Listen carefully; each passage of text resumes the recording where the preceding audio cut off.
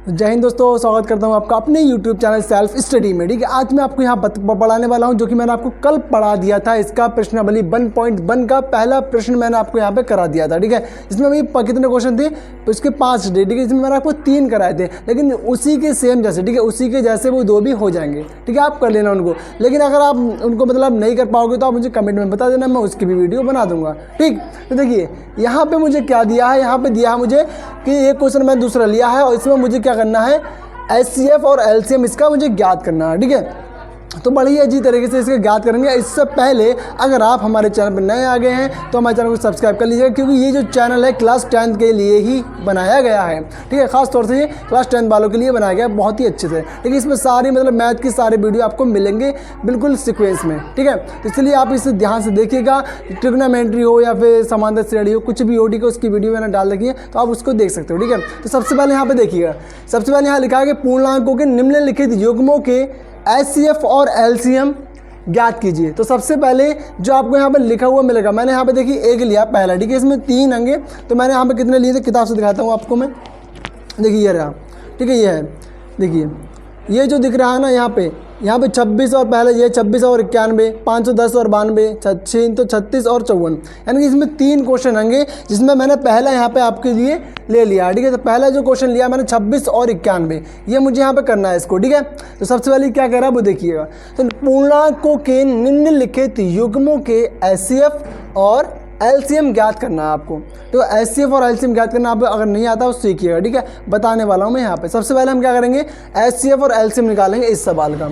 सबसे पहले हम HCF निकाल लेते हैं। ठीक है, तो HCF का मतलब होता क्या है, तो HCF का मतलब होता है highest common factor. Highest common factor यानी कि महत्तम समापवर्तक, यानी कि यह महत्तम समापवर्तक होता है ये हाईएस्ट कॉमन फैक्टर। यानी बड़ा से बड़ा नंबर ढूंढिएगा जो इन दोनों को काटे, दोनों को काटे, एक को नहीं दोनों को काटे, तो बड़े से बड़ा नंबर अपनों को देखना है। ठीक है, चलिए इसको शुरू करते हैं। तो देखिए जब भी आप HCF निकालोगे ना तो क्या करोगे, दोनों को अलग अलग लिख लेना है आपको। ठीक है, तो सबसे पहले HCF निकाल लेते हैं 26 और इधर लिख लीजिए इसको 91।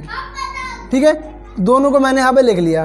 अब आपको देखना है ये कट किससे रहा है, तो देखिए 26 किससे कटा, लास्ट में आ रहा है 6, तो यानी कि 2 से कट जाएगा, आराम से कटेगा 2 से। ठीक है, तो देखिए 2 के पहाड़े में आता कितना, 10 तो अब 2 तो आता है, 2 1 कम 2। उसके बाद ये जो मेरा 6 यहाँ पे लग रहा है ना, तो 6 किससे कटेगा, 2 से कटेगा मेरा। ठीक है, तो मैं 2 से काट देते कितनी बार में, 2 के पहाड़े में 6 आता है 3 बार में, तो 2 3 होता है मेरा यहाँ पे कितना 6। ठीक है, उसके बाद देखिए यहाँ पे कितना 13, तो 13 में किसी के भी टेबल में नहीं आता, क्योंकि 13 एक अभाज्य संख्या है। कैसी है, अभाज्य। और अभाज्य संख्या वो होती हैं जो केवल और केवल 1 से कटती है और खुद से कट जाती है। ठीक है, जिसके 2 ही गुणनखंड होते हैं, एक और वो एक खुद। ठीक, तो ये अभाज्य संख्याएं कहलाती हैं। तो 13 भी कुछ ऐसे ही है, तो 13 अपने आप से ही कटेगी, 13 एकम 13। तो ये तो इसका हो गया। ठीक है, इसके गुणनखंड हमने कर दिए, ऐसे ही इसका भी करना अपनों आपको। अब ठीक है, तो देखते हैं क्या, ये 3 से कटेगी, 2 से कट जाएगी, तो देखिए लास्ट में 1 आ रहा है। ठीक है, यानी कि जो एक क्या है, विषम संख्या, तो 2 के बारे में नहीं आती, तो इसलिए 2 से नहीं कटेगा 91 अपना। ठीक है, तो जब 91 भाई 2 से नहीं कट रहा है तब क्या करते हैं, देखिए सबसे पहले 91 नहीं कटेगा तो आप क्या करेंगे, 3 से लेके देखते हैं। तो 3 का रूल ये कहता है भाई कि 9 और 1 को क्या कर लेते हैं, जोड़ लो, 10 हुआ। अगर 10 कट जाएगा 3 से तो ये नंबर भी कट जाएगा 10 3 से, तो ये नंबर नहीं कट रहा। ठीक है, तो भाई देखिए 4 से भी नहीं कटेगा, 5 से भी नहीं, 6 से भी नहीं कटेगा, 7 से देख लेते हैं। तो 7 भाई 7 एकम 9 से कम 7 आएगा। ठीक है, 7 एकम 7 और बच जाएगा कितना 2, हो जाएगा कितना 21, यानी कि 7 21, तो यानी कि ये 7 से मेरा कट गया।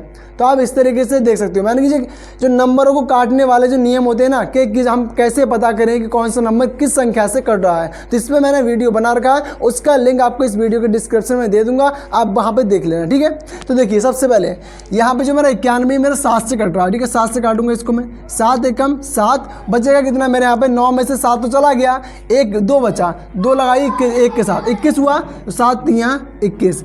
अब 13 भाई 13 से कटेगा, 13 एकम 13। ठीक, तो 13 एकम 13, ये मैंने इसको काट दिया आराम से।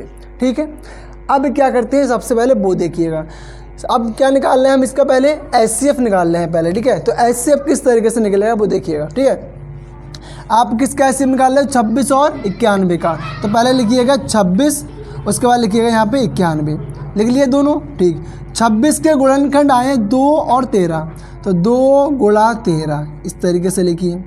उसके बाद 91 के गुणनखंड आए 7 और 13, तो 7 गुणा में लिखिएगा 13। ठीक, अब जो भी नंबर दोनों में कॉमन हो, क्या कह रहा है, हाईएस्ट कॉमन फैक्टर। कॉमन का मतलब भैया वो वाले नंबर मतलब इसमें 26 की लाइन में भी और 91 के गुणनखंड दोनों में होना चाहिए वो नंबर। कॉमन इसी को बोलते हैं, ठीक है। तो इसी को कॉमन बोला जाता है। जैसे देखिए, तो 13 यहाँ भी ऊपर और 13 यहाँ भी ऊपर, तो यानी कि ये जो मेरा दिख रहा है ये वाला, ये मुझे यहाँ पे कॉमन दिख रहा है, तो इसको मैं बाहर निकाल लूँगा और कोई भी कॉमन नहीं दिख रहा है। तो यानी कि साफ सीधी बात है कि अपने क्या आ गया, जो HCF इसका निकल के आएगा, क्या चीज़ निकला अपना, HCF जो निकला है ना मेरा, वो निकल के आया मेरा कितना, 13। तो ये इसका आंसर अभी सवाल का नहीं हुआ फिलहाल, HCF का आंसर ये हो गया आपका 13। यानी कि 13 ऐसा नंबर है जो बड़े से बड़ा नंबर, कितना, छोटे छोटे नहीं, बड़ा से बड़ा नंबर ऐसा है 13 जो 26 को भी काटेगा और 91 को भी काटेगा। 13 दूनी 26 और 13 सत्ते 91, करता नहीं करता आराम से, ठीक है। तो देखिए अब आप लोगों ने क्या निकाल लिया, इसका HCF निकाल लिया। अब अगले क्या कह रहा है, LCM भी निकालो। तो LCM भी निकाल लेते हैं। LCM किस तरह निकलेगा वो देखिएगा, ठीक है। तो यहाँ पे लाइन खींचता हूँ मैं एक, ठीक। अब निकालते हैं क्या हम, इसका LCM, ठीक है। LCM निकालते हैं। ये क्या निकला था अपना भाई, ये निकला था अपना HCF, क्या निकला था ये, HCF, ठीक है। तो अब यहाँ पे क्या निकालेंगे हम, इसका LCM निकालने वाले हैं, ठीक है। तो देखिए LCM निकालने के लिए 26 और 91 को एक साथ लिख लिएगा, ठीक है। एक साथ लिखना है इस तरीके से, कॉमा लगा के और इस तरीके से कर देना, ठीक। तब इसका निकलेगा क्या, LCM। तो देखिए 2 के बार में 26 अभी आता, अभी आपने काटा था यहाँ पे 13 बार में, ठीक है। तो 13 बार में ही कट जाएगा, 2 एकम 2 और 2 3 6 कट लिया। उसके बाद 2 के बारे में 91 नहीं आया था, देखिए अभी कहीं आया था, नहीं आया था, तो 91 को ऐसे ही लिख लीजिएगा, ठीक। अब 2 के बारे में कुछ भी नहीं आ रहा है, तो अब किससे कटेगा ये, सबसे पहले 2 के बाद देखना अभाज्य संख्या कौन सी आ रही है।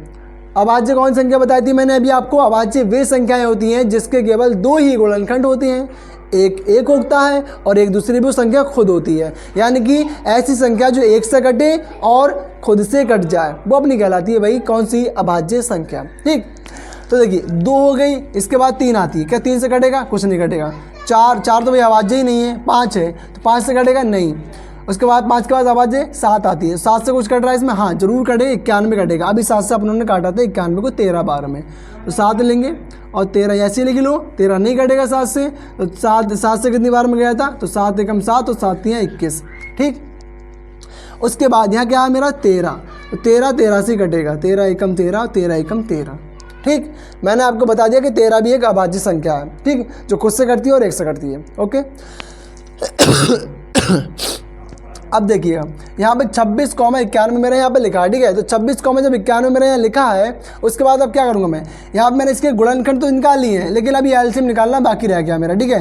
तो LCM निकालना है, देखिए 26 और किसका निकालना है, 26 और 91 का, 26 और 91 का LCM निकालना आपको। तो 2 और 7 और 13 इसके गुणनखंड है, इसको गुणा में लिख लीजिएगा।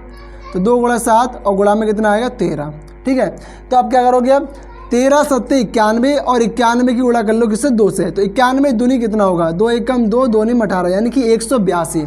182 हो गया इसका क्या, LCM, क्या आया इसका LCM, ठीक है। तो यानी कि LCM का मतलब क्या होता है, least common multiple, least common multiple. तो लीस्ट का मतलब सबसे छोटा और LCM मतलब हाईएस्ट या सबसे बड़ा, ठीक।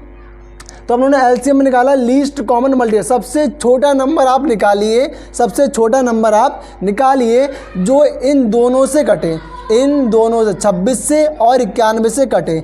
LCM का मतलब ये होता है, ठीक है। जो संख्या दे रखी है उनसे ऐसा नंबर बनाइए सबसे छोटे से छोटा। LCM का मतलब जो इन दोनों से कट जाए पूरा पूरा, ठीक है। ये सबसे छोटा है, इससे छोटा कोई लोगे तो ये दोनों नहीं काट पाएंगे, एक तो काट देगा लेकिन दोनों से नहीं कटेगा कोई सा भी, ठीक है। और यहाँ पे क्या है, HCF का मतलब होता है कि बड़ा से बड़ा नंबर ढूंढिएगा, बड़े से बड़ा नंबर ढूंढिएगा जो क्या करे, इन दोनों को काट दे, ठीक है। यहाँ पे ये दोनों काट रहे हैं इसको और यहाँ पे ये काटेगा इन दोनों को, ठीक है। तो उल्टा होता है, ये वाली बात आप याद रखेंगे। अब ये वाली बात आप समझ गए कि LCM निकाल लिया और HCF निकाल लिया। अब इतना तो हो गया, इतना तो अपना काम हो गया, ठीक है, ज्ञात कीजिए तक। इसके बाद क्या कह रहे हैं, तथा इसकी जांच कीजिए कि 2 संख्याओं का गुणनफल बराबर होता है किसके, HCF और HCF गुणा LCM के। यानी कि दो संख्याएं कौन सी दे रखी थी अभी आपको क्वेश्चन में, क्या दिए हैं 26 और 91, ये दो संख्याएं दी हैं। ठीक है, कह रहा है इन दोनों का गुणनफल, इन दोनों का गुणनफल, गुणनफल का मतलब गुणा कर देना। तो देखिए फॉर्मूला होता है, मैं फॉर्मूला यहाँ पे लिखता हूँ। ठीक है, देखिएगा, तो दो संख्याओं का गुणनफल, मान लीजिए संख्या मैं ले लेता हूँ कौन सी, दो बोला ना, दो संख्याओं का गुणनफल, दो संख्याओं का गुणनफल जब बोला है ना आपसे, दो संख्या आप A और B ले लीजिए। ठीक है, यहाँ पे तो मैं A और B यहाँ से ले लेता हूँ। तो जब A और B मैं लूँगा तो मान लीजिए यहाँ पे क्या है A और गुणा में क्या है B, तो दो संख्याओं का गुणनफल तो ये हो गया मेरा। अब ये दोनों बराबर किसके हैं, HCF और LCM के गुणनफल के। ठीक है, HCF और गुणा LCM, यानी कि दो संख्याओं का गुणनफल बराबर है किसके, HCF और LCM के गुणनफल के।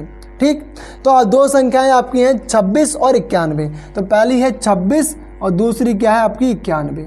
ठीक, सॉरी 91। ठीक है, तो ये अपना हो गया 26 और 91 का गुणनफल आपने कर दिया। अब HCF कितना आया पहले इन दो संख्याओं का, तो HCF है आपका 13, तो आप यहाँ रखिएगा 13। ठीक, गुणा LCM आया आपका 182, तो आप यहाँ रखिएगा कितना 182। ठीक है, तो दोनों ने आपने यहाँ पर रख लिया है। अगर इन दोनों की गुणा करूँ और इन दोनों की भी गुणा करूँ, अगर बराबर आता है तब तो अपने जो LCM और HCF आपने निकाले बिल्कुल सही हैं। ठीक है, बिल्कुल सही रहेंगे। अगर गलत आया तो समझ लीजिए आपने गलत निकाल लिया। क्लियर, तो देखते हैं ये फॉर्मूला होता है जांच करने के लिए। ठीक है, और लेकिन इस फॉर्मूले सवाल भी और बन जाते हैं। कैसे बनते हैं, कहता भाई किसी किन्हीं दो संख्याओं का HCF इतना, LCM इतना है। ठीक है, किन्हीं दो संख्याओं का HCF इतना, LCM इतना, जिसमें से एक संख्या आपको दे रखी है तो भैया दूसरी संख्या निकालिए। इस तरीके से भी क्वेश्चन आ जाता है। ठीक है, तो देखिए सबसे पहले हम इसके गुणा करते हैं 26 और 26 गुणा 91 कर ले गुणा, तो 26 एकम 26 होता है, तो 26 का कितना आएगा मेरा 6 आएगा। हाथ से लगाना है आपको 2। अब 26 गुणा करनी किससे, 9 से। तो सबसे पहले यहाँ पर गुणा करके देख लेते हैं भाई, 9 की गुणा करते हैं 26 से, 9 छिंग 54, 54 का 4, हाथ से लगेगा 5, 9 दूनी 18, 18 और 5 होता है कितना मेरा 23। ठीक है, 23 हुआ। और हाथ से अभी आपने कितना लगाया था, 2 लगाया था, तो 2 को इसमें जोड़ दिए, कितना हो जाएगा 36 हो जाएगा। 2 जब जोड़ेगा इसमें तो भाई 36 होगा, नहीं होगा 236, तो यहाँ पर लिख दीजिएगा 236, यानी कि आया कितना अपना 2366। कितना आया भाई अपना 2366, इसका आंसर यहाँ पर आ गया। ठीक है, दो संख्याओं का गुणनफल। अब किसका निकालना है आपको, HCF और LCM का गुणनफल कर देना है।